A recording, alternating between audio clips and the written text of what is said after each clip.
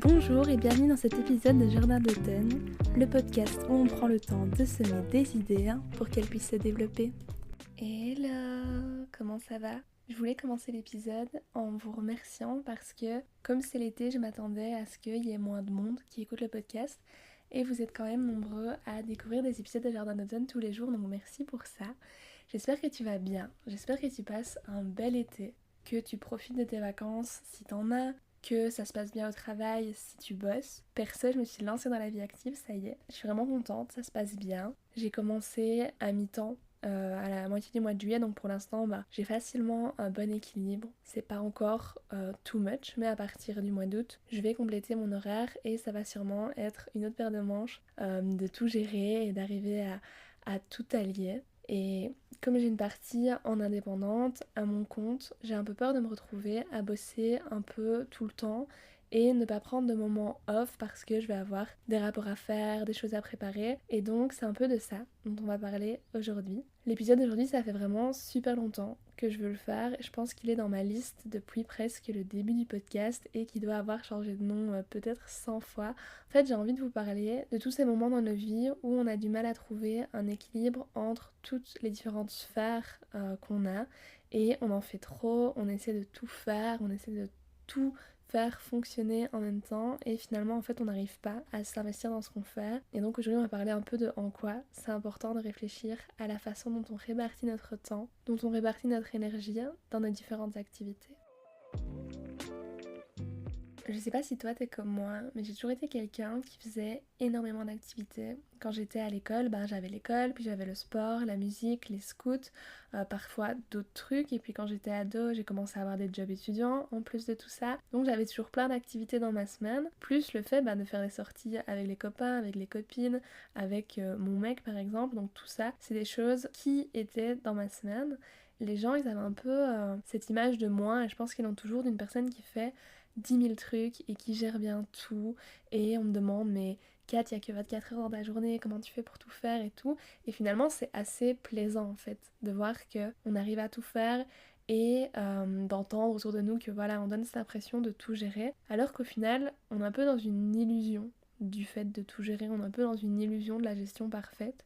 Et je pense qu'on est beaucoup du coup à avoir déjà ressenti cette pression de vouloir tout gérer parfaitement, de vouloir se prouver qu'on est capable de tout faire et de se donner du coup un peu l'idée que c'est le cas. Mais ce besoin de tout faire, ce besoin d'être super investi au boulot ou à l'école, d'être super investi dans le sport, d'être un super petit copain ou une super copine, de donner du temps pour notre hobby, d'être un bon ami, d'être un bon bénévole ou bien investi dans un projet qu'on fait, tout ça, ça vient créer un peu une série d'attentes sur qui on doit être et sur ce qu'on doit faire. Et au final, on se retrouve avec des attentes assez élevées, assez dures envers nous-mêmes, que ce soit au travail, dans nos relations personnelles, dans nos hobbies, dans nos loisirs. Et avec ces attentes, il y a une certaine pression qui est liée. Et selon moi, en tout cas, je pense que dans mon vécu, on se retrouve aussi un peu dans une forme de déni où on se dit qu'on peut tout faire si on est bien organisé. Si on planifie bien, il n'y a pas de souci, on va réussir à tout faire fonctionner. Sauf que quand c'est comme ça, quand tu bourres ton horaire avec plein de choses, quand tu surcharges vraiment ta semaine de 10 000 trucs à faire, de plein de personnes à voir, qu'au final t'as pas de trou, t'as pas de moment off, le moindre petit imprévu que tu vas avoir dans ta journée, ça va venir défoncer toute ton organisation et ça va venir chambouler totalement tout ce que tu avais à faire. Tu finis par être surchargé, par être stressé, par être fatigué. Moi, c'est à cause de cette volonté de tout faire que j'ai commencé à avoir de l'anxiété. Il y a quelques années, je faisais vraiment beaucoup trop de trucs et j'étais persuadée que j'étais capable de toutes les gérer. En soi, je les gérais, j'y arrivais, mais au prix où j'étais plus bien dans ma peau et où je perdais du plaisir à faire tout ça. En fait, je voulais tout faire, je voulais tout caser dans mes journées, dans mes semaines, pour réussir à travailler à fond pour les cours, à aller à l'époque à mon cours de langue des signes, à avoir un job étudiant, à être au scout, à faire de la musique, à donner cours particuliers, à voir mon copain, mes amis, etc., etc., etc. Et juste en fait, mon cerveau, il se mettait une pression de ouf parce que j'avais non-stop des attentes sur tout ce que je devais faire et une pression d'échouer et de pas réussir à tout faire. Et vraiment, au fond de moi, je me disais que j'étais capable de tout faire et je m'organisais énormément, mais le problème c'est que comme mon horaire était tellement chargé, j'avais pas de zones tampons pour au cas où il y a un imprévu, au cas où j'ai un retard de train, au cas où il y a des bouchons, un problème comme ça. Donc dès qu'il y avait ce genre de choses qui arrivaient, ça mettait en l'air toute mon organisation. Et je me sentais vraiment d'un coup submergée par une vague de stress parce que ce que j'aurais dû faire à ce moment-là, je sais pas le faire. J'ai pas su le faire parce que j'ai raté le train, parce qu'il y a eu des retards, il y a eu des bouchons. Et finalement, j'accumule du retard sur mon planning et j'arrive pas à le désengorger. Et au fur et à mesure, je m'épuisais quoi, parce que ça arrivait de temps en temps qu'il y a un imprévu. Et donc, j'avais l'impression me prendre une vague dans la gueule parce que j'allais pas réussir à faire tout ce que j'avais prévu comme j'avais prévu et j'allais échouer à faire ce que j'avais prévu, j'allais peut-être décevoir certaines personnes et c'était vraiment super compliqué pour moi de gérer parce que je voulais tout faire, je voulais trop faire. Et une autre période de ma vie où j'ai aussi vraiment voulu essayer de tout faire fonctionner en même temps. C'était ici en septembre l'année dernière, donc au début de ma deuxième année de master. J'avais quelques cours, mais surtout j'étais en stage et je partais vraiment tôt le matin et je rentrais quand même assez tard. Et c'est vrai que je me souviens que ça me dégoûtait de pas avoir le temps de faire ce que je voulais. Je me souviens que ça me dégoûtait de pas avoir le temps forcément de faire mon sport, le podcast, de voir des gens, etc. Du coup, au final, j'essayais coûte que coûte d'arriver à tout combiner. Mais ce que je faisais pour faire ça, c'est que je faisais beaucoup de choses en double tâche. Je faisais beaucoup du multitask et j'essayais de faire plusieurs choses en même temps pour essayer d'optimiser mon temps et de réussir à tout faire. Mais en fait, ça marchait pas. J'étais pas à fond dans ce que je faisais, j'étais pas à fond dans mes projets, j'étais pas à fond dans mon travail. Et en plus de ça, mes relations en pâtissaient parce que même quand j'étais avec des gens, au final, j'étais pas non plus dans le moment avec elles. Je me souviens que avec mon copain, on s'appelait le soir et je voulais réussir à l'appeler le soir. C'est quelque chose que je voulais faire, mais en même temps, je voulais pouvoir répondre à mes amis qui m'écrivaient ou faire quelque chose pour le podcast. Et du coup, quand j'étais en appel avec lui, je faisais quelque chose d'autre. Et c'est pas ok de faire ça. Et je sais qu'on a souvent l'impression que faire plusieurs choses en même temps, c'est productif. Mais en fait, non, c'est pas productif parce que on est vachement moins efficace. La qualité de notre travail, elle s'en ressent. On est souvent moins bonne, on fait plus d'erreurs. On n'est pas investi comme on le devrait. C'est quand même important de se rappeler qu'il vaut mieux se concentrer sur une chose à la fois et essayer de la faire bien. Mais donc parfois, il faut choisir entre plusieurs tâches. Et c'est ce qui m'amène au fait que si toi aussi, t'as ce sentiment en toi de vouloir absolument tout faire, même si au final ça nuit à ton épanouissement, même si au final ça te fatigue parce que t'as l'impression que ça s'arrête jamais, c'est peut-être le moment de tirer un peu la sonnette d'alarme et de réfléchir à comment on fait pour prioriser les choses, comment on fait pour dire non, pour choisir, comment on fait quand on veut s'accorder du temps à soi, comment est-ce qu'on y réfléchit, comment est-ce qu'on décide ce qui compte le plus à une période de notre vie pour essayer de vivre en accord avec ça. Je vous en parle quand même souvent dans le podcast, mais pour moi, quelque chose qui est vraiment important, c'est le fait de savoir justement ce qui est important pour soi. Connaître ses valeurs, connaître ses objectifs, connaître ses envies, ce qu'on veut pour soi, et savoir tout ça, ça va te permettre justement de mieux gérer ton temps et ton énergie parce que ça va te permettre de prioriser les choses et de leur accorder plus ou moins de portions de ton capital d'énergie, de ton capital de temps. Il faut un peu imaginer ton énergie et ton temps comme un camembert et déterminer quelle tranche, quel pourcentage tu vas attribuer aux différentes sphères de ta vie pour être épanoui. Et faire ça, ça va te permettre de donner un repère visuel à ce qui compte pour toi, les plus grosses parties du camembert et de voir justement ce qu'il est moins.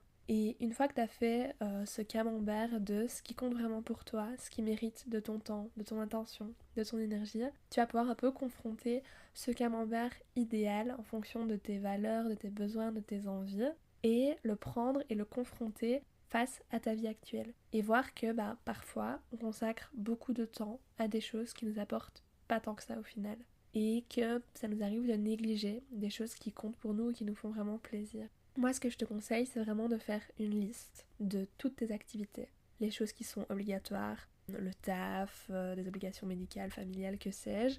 Et puis toutes les choses dans lesquelles tu t'investis, le sport, tes hobbies, tes relations, etc. Et réfléchir à quel pourcentage de ta réserve d'énergie t'as envie d'accorder. Certaines personnes, elles vont plus accorder de l'importance à leur boulot, à leur couple. D'autres vont plutôt accorder du temps, de leur énergie au sport, aux relations sociales. Ça dépend vraiment de toi. Mais prendre le temps de faire un pas de recul pour voir ce qui, pour toi, est prioritaire, ça va te permettre d'arrêter de dépenser ton temps et ton énergie pour certaines choses qui peut-être n'en valent pas la peine. Moi à l'époque, j'ai fait une liste de mes activités, des choses obligatoires, l'uni, mon job, des choses importantes pour moi, passer du temps avec mes proches, passer du temps avec mon copain, avec mes amis. J'ai pu choisir d'arrêter certaines activités qui étaient en bas de la liste parce que c'était des activités qui à ce moment-là ne m'apportaient plus grand-chose et qui finalement participaient juste à entretenir mon stress, qui étaient juste des choses qui s'ajoutaient à la liste de choses que j'avais à faire mais qui ne m'apportaient plus vraiment de positif. Et c'est pas facile d'arrêter quelque chose parce que forcément quand on l'a commencé c'est que ça comptait pour nous. Si tu t'es lancé dans un projet ou dans une relation ou dans un sport, c'est que t'en avais envie. Mais on évolue, on change et nos besoins et nos envies, eux aussi, ils évoluent et ils changent, ils sont pas tout le temps les mêmes. Donc je trouve ça bien de temps en temps de réfléchir à ce qui est prioritaire pour toi en cette période précise de ta vie. Si je prends l'exemple du podcast, j'adore vraiment préparer les épisodes, j'adore me retrouver derrière le micro pour vous partager un peu toutes mes réflexions. Mais cet été, je sens bien que c'est pas une priorité. Je sens bien que c'est pas du tout ce qui a la plus grosse place dans mon camembert. Alors que cette année, il y a eu des mois où le podcast c'était vraiment une de mes priorités.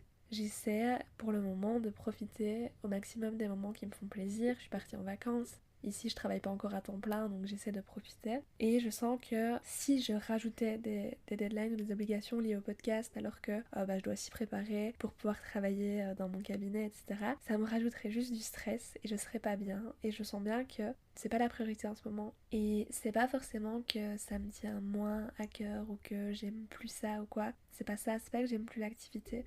C'est juste qu'à l'heure actuelle, c'est pas une priorité. C'est pas quelque chose qui prend une grosse portion de mon camembert par rapport à d'autres choses qui, je le sens en ce moment, sont des choses qui doivent prendre le dessus. Et donc je m'adapte à ça. Selon moi, vraiment, c'est ok à certains moments de réévaluer un peu ce qui compte pour toi dans la période de vie actuelle dans laquelle tu es et de faire des choix pour que tu arrives à vivre un peu en paix avec ça et ne pas te retrouver à te surcharger ou à te surinvestir dans des domaines de ta vie qui ne sont peut-être pas les domaines dans lesquels tu as besoin et envie d'investir ton énergie à l'heure actuelle. Et tu ne vas pas être une moindre personne parce que tu arrêtes une activité. Tu ne vas pas perdre en valeur parce que tu décides qu'à l'heure actuelle, tu mets en priorité certaines choses et tu diminues ton régime sur d'autres. C'est pas parce que tu fais ça que soudainement tu perds en valeur, que t'es nul, que t'es moins bien qu'avant. Non, justement, ça montre que t'es capable de te poser, de réfléchir à ce qui est prioritaire pour toi et d'investir intelligemment ton temps, ton énergie pour ces choses-là. Je sais que si t'es comme moi et que t'as l'habitude de tout faire, c'est frustrant d'arrêter quelque chose. Tu peux peut-être même le vivre comme un échec de pas avoir réussi à tout gérer, mais c'est pas ça, c'est prendre la décision consciente d'investir tes ressources au mieux dans ce qui compte pour toi. Essayer de prendre soin de toi et de trouver un équilibre, ça implique souvent aussi d'apprendre à dire non. Et dire non, c'est pas quelque chose de facile, surtout quand on veut faire plaisir aux autres, quand on a peur peut-être de manquer des opportunités, de passer à côté de quelque chose. Mais c'est quand même quelque chose qui est important pour pas te laisser submerger, pour pas te retrouver à avoir ta vie qui est totalement remplie, sans aucun moment off, sans aucun moment tampon, sans aucun moment pour toi. Dire non, c'est se respecter et c'est respecter ses limites. Et si t'as du mal à poser tes limites au quotidien, je t'invite vraiment à aller écouter l'épisode du podcast sur le fait justement d'apprendre à poser ses limites et en quoi c'est ça, en quoi c'est important et en quoi c'est vraiment utile tous les jours. Mais dire non, ça veut pas forcément dire être égoïste. Dire non, ça veut surtout dire être conscient de ses capacités, être conscient du temps qu'on a, de l'énergie qu'on a et des choses dans lesquelles on veut investir justement ce temps et cette énergie.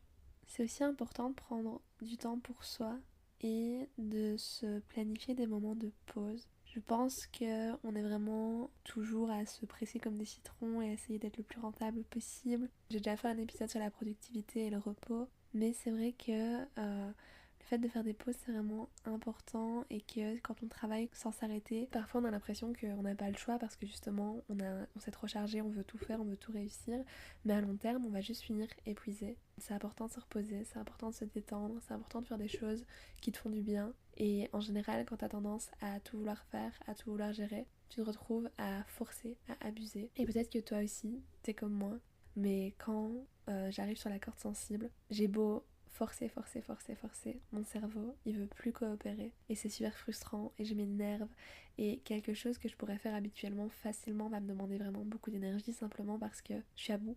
Et donc c'est vraiment important de se planifier des moments de pause, de prendre du temps pour soi Et ça non plus c'est pas égoïste parce que c'est prendre soin de soi et que prendre soin de soi ça doit faire partie de tes priorités. Et que si justement t'as peut-être tendance à pas du tout faire ça, peut-être qu'au moment où tu réfléchis un peu à ton camembert, à comment tu organises ton temps, à ce qui compte pour toi, bah, tu peux peut-être mettre un petit pourcentage de ce camembert dans le fait de prendre soin de toi, de te reposer, de te bloquer des périodes de rien où tu verras en fait ce que tu fais. Et je suis sûre que ça va te faire beaucoup de bien d'essayer de faire ça.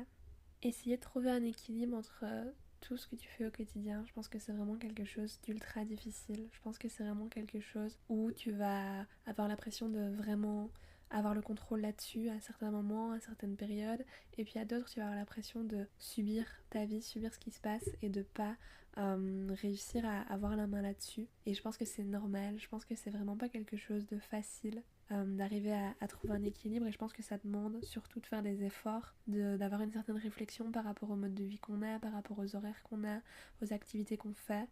Et j'espère que ce podcast il aura permis de te faire réfléchir par rapport à tout ça. C'est vraiment un processus qui est continu, qui demande de la réflexion, qui demande de s'ajuster, de se réajuster, de faire des petits états des lieux de temps en temps. Il n'y a pas une recette miracle, on est tous très différents, on a tous des besoins différents et on doit tous trouver ce qui nous convient le mieux. Donc aie pas peur de tenter des choses, d'essayer, d'expérimenter un peu, peut-être d'accorder plus de ton temps à certaines choses, diminuer certaines activités, voir comment tu te sens. Au pire tu te trompes, bah tu recommences dans l'autre sens. Il n'y a rien de mal à ça, il n'y a pas grand chose de définitif dans la vie finalement. L'important c'est vraiment que tu restes à l'écoute de toi, de tes besoins, de comment tu te sens, si tu te sens bien ou pas dans ton rythme de vie actuel. Comme d'habitude, si t'as aimé l'épisode, n'hésite pas à me le dire sur le compte Instagram ou maintenant sur Spotify. Tu peux même mettre un commentaire directement sous l'épisode, comme ça je peux te lire. Sur toutes les autres plateformes, n'hésite pas à t'abonner, à mettre un petit cœur, un petit like, des petites étoiles. Si tu découvres Jardin d'automne, bah, n'oublie pas de t'abonner pour voir tous les épisodes. Pendant l'été, c'est tous les 15 jours et à la rentrée, on se retrouve tous les dimanches. J'espère vraiment que tu vas bien. Je te souhaite de passer une bonne journée. Je te souhaite de passer un bon mois d'août. On se retrouve dans 15 jours. Je te fais des gros bisous. Prends soin de toi. À bientôt. Merci d'avoir écouté cet épisode du podcast. J'espère qu'il fera un bout de chemin avec vous. On se retrouve dans 15 jours pour un nouvel épisode. Et en attendant, n'hésitez pas à aller suivre le podcast sur Instagram @jardin d'automne et à y laisser vos retours. À bientôt!